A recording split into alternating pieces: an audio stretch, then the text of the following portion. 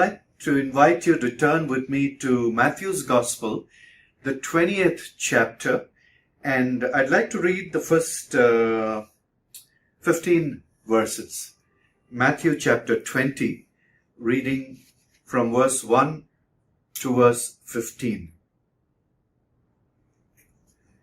For the kingdom of heaven is like a landowner who went out early in the morning to hire laborers for his vineyard. When he had agreed with the laborers for a denarius for the day, he sent them into his vineyard. And he went out about the third hour and saw others standing idle in the marketplace. And to those he said, "You also go into the vineyard, and whatever is right I will give you." And so they went.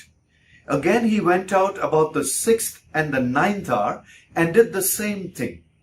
And about the 11th hour he went out and found others standing around, and he said to them, "Why have you been standing here idle all day long?" They said to him, "Because no one hired us." He said to them, "You go into the vineyard too." When evening came, the owner of the vineyard said to his foreman, "Call the laborers and pay them their wages, beginning with the last group to the first." When those hired about the 11th hour came, each one received a denarius. When those hired first came, they thought that they would receive more, but each of them also received a denarius. When they received it, they grumbled at the landowners, saying, "These last men have worked only 1 hour, and you have made them equal to us, who have borne the burden and the scorching heat of the day." But he answered and said to one of them, "Friend, I am doing you no wrong. Did you not agree with me for a denarius? Take what is yours and go. But I wish to give to this last man the same as you. Is it not lawful for me to do what I wish with what is my own? Or is your eye envious because I am generous?" Well, I want right at the outset to almost give you a disclaimer in saying that this particular passage might fit into a broader context of which Jesus is talking about. Because when we look at the previous chapter, we see the rich young ruler who had come and asked, "What should I do to get eternal life?" And Jesus had told him about keeping the commandments. He said, "I've done all this." Jesus said, "Sell all you have, give to the poor, and come follow me." And he couldn't do that. He went away very sadly. And then you remember how Jesus said in verse 23, "Truly I say to you, it is hard for a rich man to enter the kingdom of heaven." And then he says about the camel, easier for a camel to go through the eye of a needle. And then the disciples question him and say, then who can be saved? If not people who have the money, who have riches, who then can be saved? And Jesus says, with people that is impossible, but with God all things are possible. And then if you remember, they go on to say that we have left everything and followed you, and all of that. And Jesus ends verse 30 by saying, "But many who are first will be last, and the last first." That's the end of the 19th chapter. And then in verse 20, he starts this, "For the kingdom of heaven is like a landowner." But I stopped at verse 15, but verse 16 is almost like a bookend to verse 30 in chapter 19. Because Jesus ends by saying, "So the last shall be first, and the first last." The same words that he used in the end, and then he used in the beginning, and then he used at the end. And in between is this whole story of the people that he had, of the man who had invited them to go and work in his vineyard. So it seems like this has to do with this thought, the first shall be last, the last shall be first, kind of a motive. But that's not where I want us to go today. In fact, I really want us to move away from there, because I believe that there's a theme within the theme that I want us to pick on or pick at which is found in this first 15 verses of the 20th chapter. So, let's look at this. What is the theme? I'm going to put it right out. It's about grace. It's about grace. Here we have a landowner who goes out early in the morning to hire laborers, right? Early in the morning to hire laborers.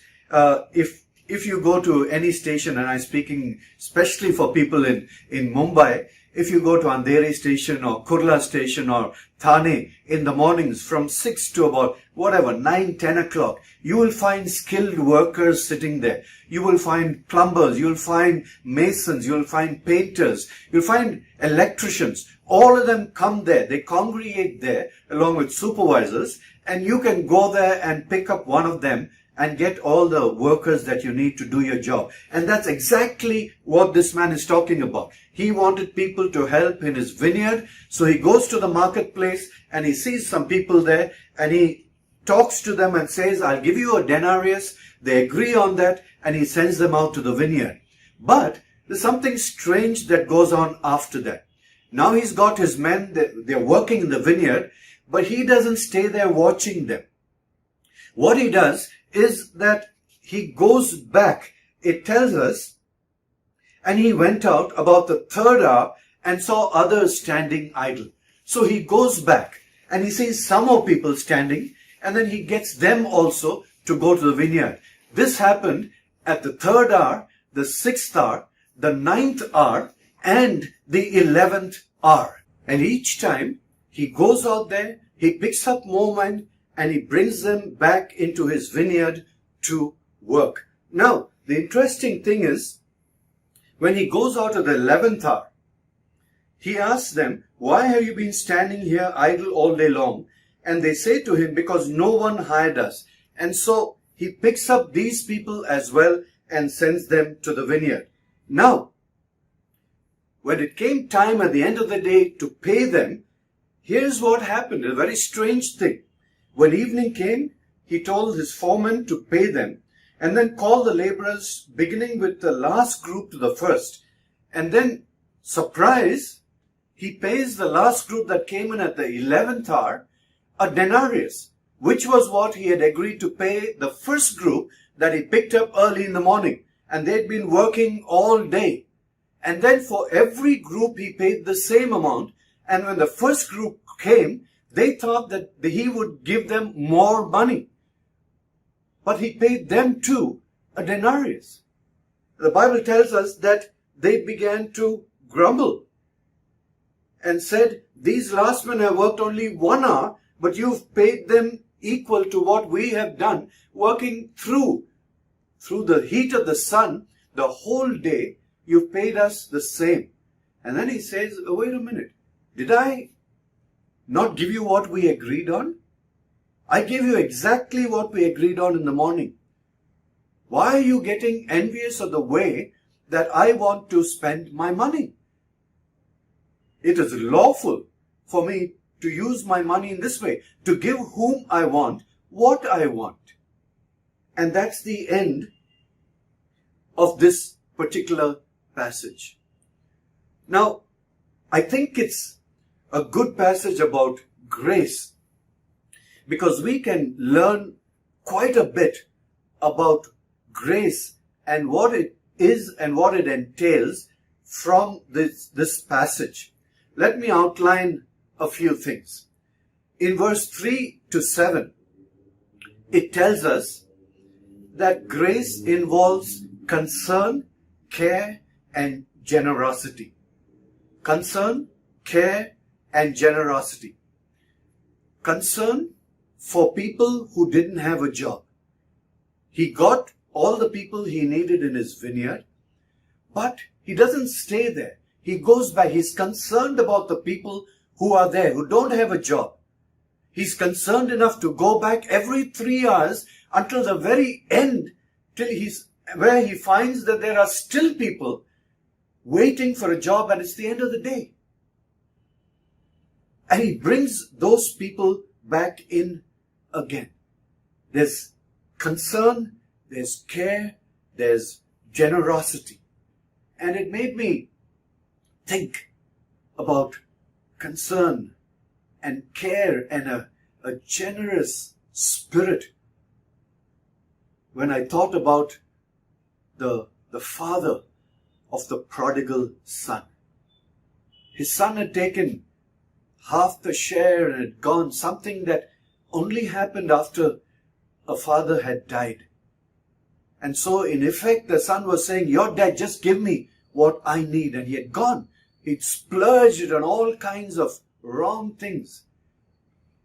And yet the father waits and waits, so concerned, still thinking about that son. And I wonder, when he saw that speck in the horizon, looking there, seeing whether this was his son coming back.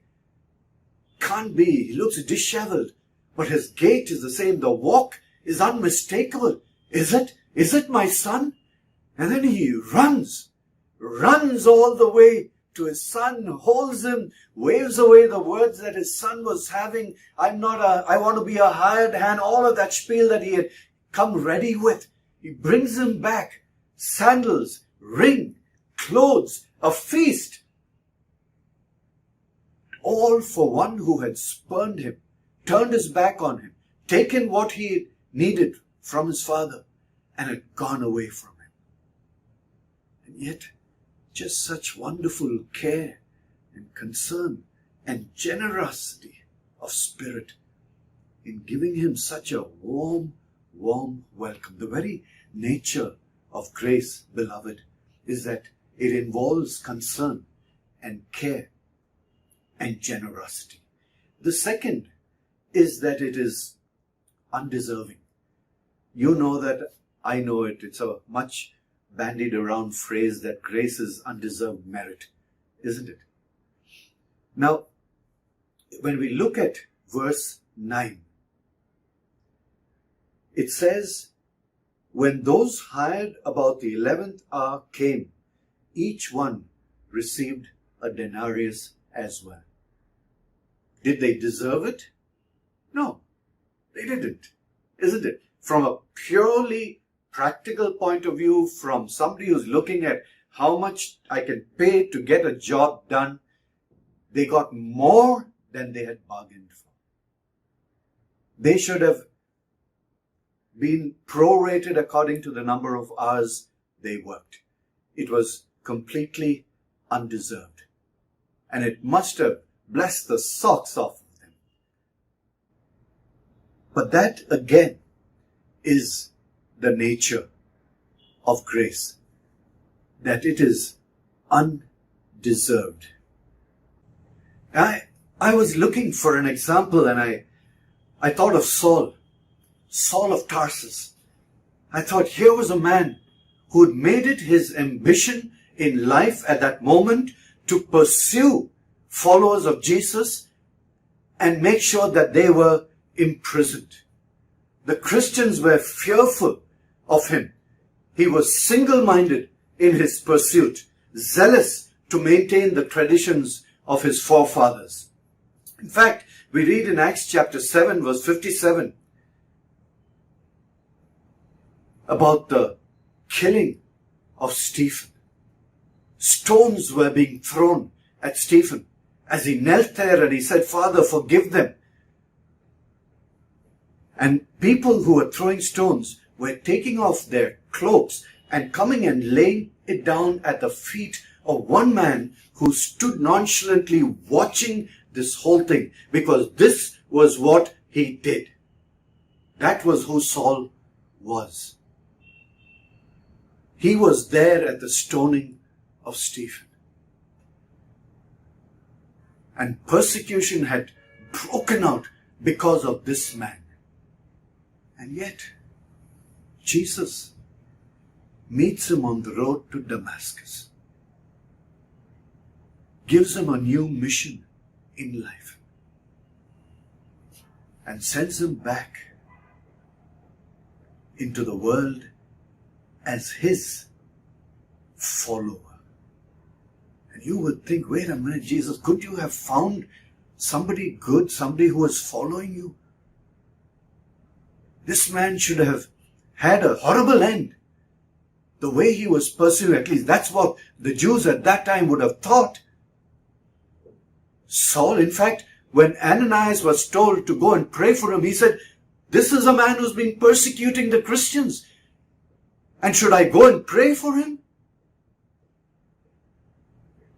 Undeserved. Completely undeserved. But that's the nature of grace as we look at this particular story that Jesus told us.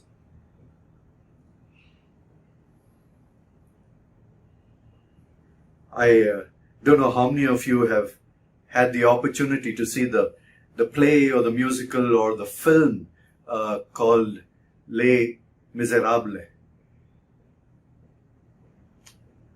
There are just many beautiful places in this story by Victor Hugo. But there's one where Jean Valjean has been let out of prison and he is trying to find a way to navigate in a world that he doesn't know and is not able to, and finally finds himself just hungry, disheveled and lonely, without a job, without any money. And then the bishop takes him home, feeds him, and we see this beautiful scene where they fix a meal for him, make him sit at the table, and there's silver cutlery, spoons and forks and knives that are brought out, and a hot meal is being served on his plate, and he doesn't wait for grace. He just begins to eat until the bishop begins to say grace, and then he stops and he looks, but then plunges in again on food that he has not seen. And then they offer him a bed and he's sleeping there, and then he thinks about the silver cutlery. And he goes down and he picks up all the spoons and the knives and the forks, and he leaves. And the next day, 2 gendarmes pick him up and bring him back to the bishop's house and say, we caught him and he had all these things that belong to you, and he had the affront to tell us that you gave it to him. And the bishop actually says, well, I did. And then he turns to Jean Valjean and he says, but why did you leave the 2 candlestands? I mean, those could have got you 2,000 francs. You left the best things there that were yours. And Jean Valjean is staring at him. And the gendarmes look surprised, says, you actually gave it? He hasn't stolen. He says, no. And he tells the sisters there, give them some wine, and, they must be tired. And Jean Valjean is looking at him and can't comprehend. And yet, grace is being offered, isn't it, to him. And I love the line. He says this. He says, but remember this, my brother. See in this some higher plan. You must use this precious silver to become an honest man. Undeserved. And yet grace was offered to turn this man into something wonderful. Thirdly, it may not seem fair to another. Grace, when offered, may not seem fair to others. Verses 11 and 12 bring that out, isn't it? When they received it, they grumbled at the landowner, saying, these last men have worked only 1 hour, and you have made them equal to us who have borne the burden and the scorching heat of the day. It may seem unfair to others. And it often is, isn't it? When you look at it from somebody else's perspective. Think of the elder brother in the story of the prodigal son. Comes home, hears all this revelry, music playing, the smell, the aroma of freshly made food, and he inquires of the servants, what's going on? And they say, your brother has come home. And he refuses to go in and share in the joy of the moment. And his father comes out and pleads with him. But he tells his father, look, all these years I've been slaving for you and never disobeyed your orders. Yet you never gave me even a young goat so I could celebrate with my friends. But when this son of yours, who has squandered your property with prostitutes, comes home, you kill the fattened calf for him. The father entreats him, pleads with him. My son, he says, you are always with me and everything I have is yours. But we had to celebrate. We had to and be glad because this brother of yours was dead but is now alive.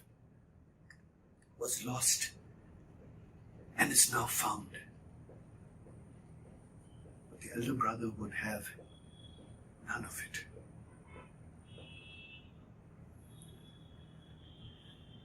It always seems very unfair to other people.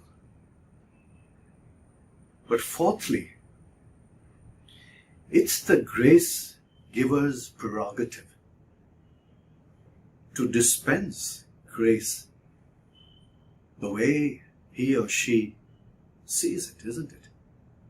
This landowner was well within his rights to do what he wanted to do with his own money. And he tells them in verse 15, I did what was right by you, did I not? I told you that I would pay you a denarius for a day's work.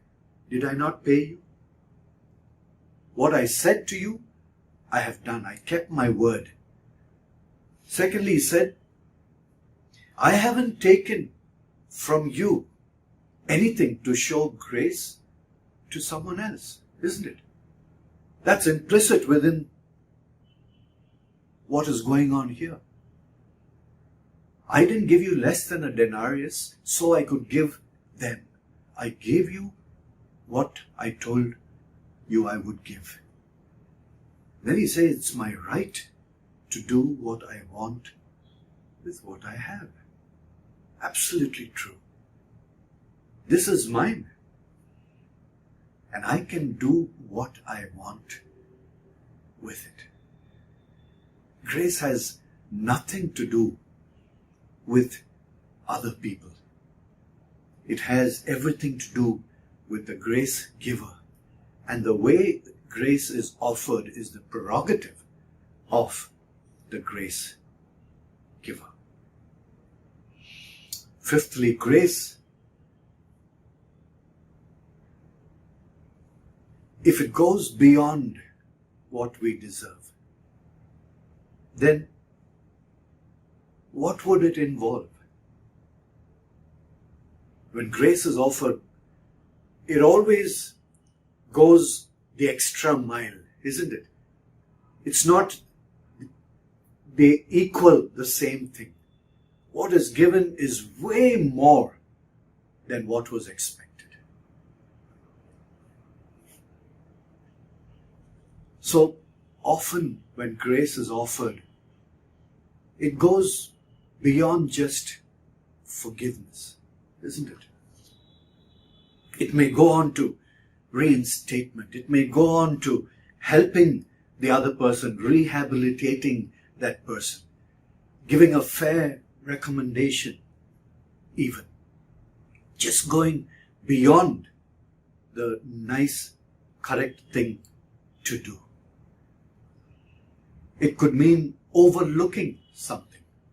Sloth, laziness. And you say, okay, this person is lazy and, I'll do what is right, but nothing more. I'm not going. And then to take the trouble to find out what is it that makes the person like that. Can I help? Can I go the extra mile in moving that person away? Not only from laziness to something, but to make something noble and good out of a person. Again, goes beyond. And we see that, isn't it, beloved, modeled by Jesus. The Bible tells us that while we were yet sinners, Jesus died for us. While we were yet sinners, we were diametrically opposed to everything godly, going our own way. And yet, Jesus gave his life for you and to me. He offered us grace.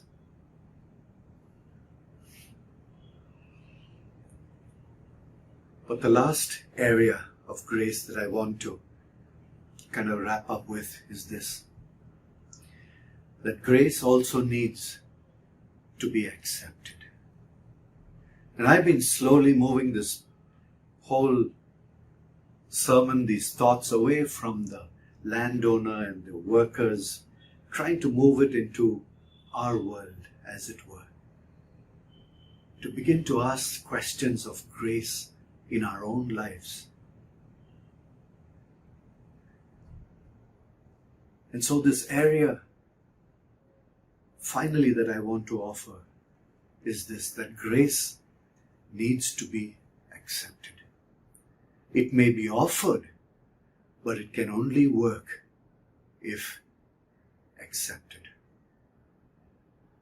The workers who were still in the marketplace accepted the offer to go to work, even at the 11th hour.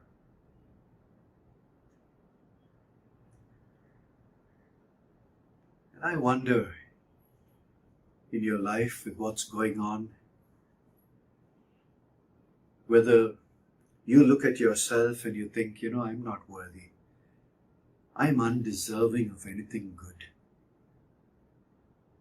I wonder whether just a little bit of hope has come alive as you've heard different areas or aspects of this passage, and wonder, could grace be offered to me? Is it possible to receive something that I really don't think I deserve? Is God offering me anything today? Would he? Maybe you're saying, I don't deserve it. And you're right. Maybe you don't. But that's what grace is, isn't it? Getting what you and I don't deserve. Max Lucado writes in his own inimitable style. He says, "Behold the fruit of grace. Saved by God, raised by God, seated with God, gifted, equipped, and commissioned." Then he says, "Farewell, earthly condemnations." What are those? Stupid, unproductive, slow learner, fast talker, quitter, cheapskate. No longer. No longer. You are who he says you are. He says, who God says, spiritually alive, heavenly positioned, connected to God, a billboard of mercy, an honored child. That's who you are, beloved. An honored child. I wonder today whether God is saying to you, I know that you've gone away thinking that you've got what you deserved. You don't deserve anything better. Plus time has gone by, it's too late now. Maybe it's the 11th hour. I wonder whether God is still going out, third hour, the sixth hour, the ninth hour, the 11th hour, looking for you, looking for me, and saying, I'm still in the business of offering grace. Will you take it? Will you take it? Will you accept it? Because grace gives you the opportunity, beloved, to turn your life around. I wonder whether there's an aspect of your life maybe that needs to be turned around, if not your whole life, or aspects of your life, my life, that we say, I really need God's grace in this area. I don't deserve it, but I need His grace. Bart Millard wrote a song many years ago. The marvelous grace of our loving Lord, grace that exceeds our sin and our guilt, yonder on Calvary's mount outpoured, there with the blood, where the blood of the Lamb was spilled. Grace, grace, God's grace, grace that will pardon and cleanse within. Grace, grace, God's grace, grace that is greater than all our sin.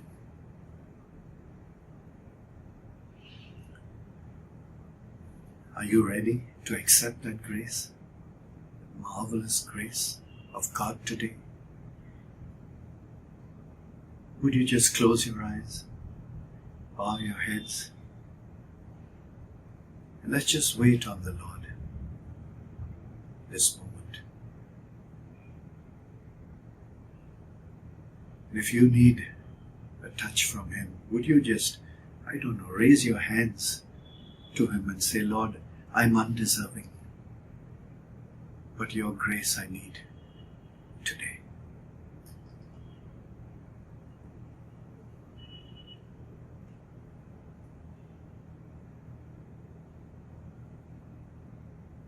Marvelous, infinite, matchless grace, freely bestowed on all who believe.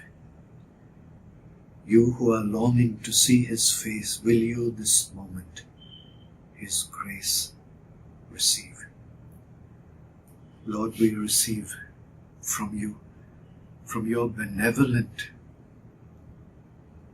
hand. Bestow grace, Master, where outstretched hands reach out to you. And may that grace bring about change in our lives, change that will align us with your holy will for each one of us. We thank you, Lord Jesus, and as always, it's in your name that we pray.